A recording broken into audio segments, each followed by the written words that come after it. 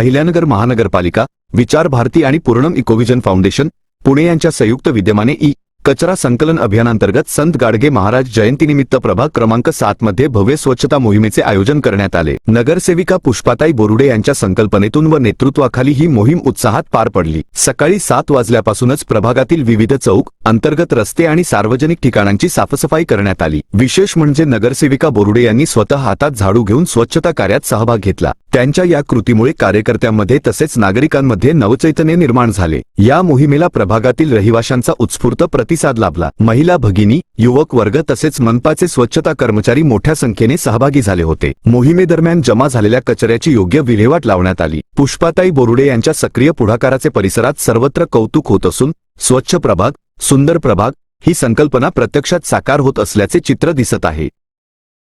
नमस्कार, मी सौ पुष्पाताई अनिल बोरुडे, नगरसेविका।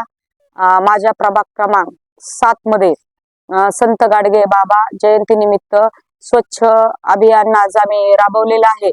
तर माझ्या प्रभागामध्ये पंचशील नगर येथे द्वारका नगरी असेल, या ठिकाणी आज स्वच्छतेचं अभियान राबवत असताना माझ्या प्रभागामध्ये जे मातोश्री गार्डन असेल, शिवतीर्थ गार्डन असेल आणि रस्ता साईडचा आज आम्ही स्वच्छतेकडे लक्ष दिलेले आहे। आणि बरेचसे आपल्या अहिल्यानगर महानगरपालिकेचे कामगार आम्हाला आज महापौरताईंनी दिलेले असल्यामुळे माझा प्रभाग हा आज खूप स्वच्छ आणि सुंदर दिसत आहे।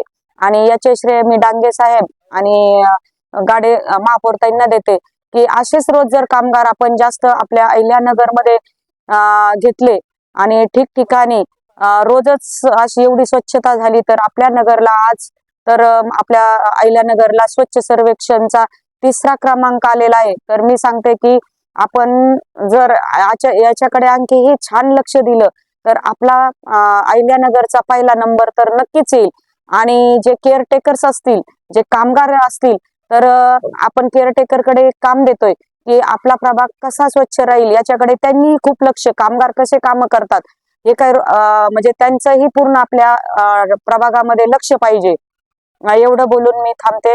जय हिंद, जय महाराष्ट्र, जय श्रीराम।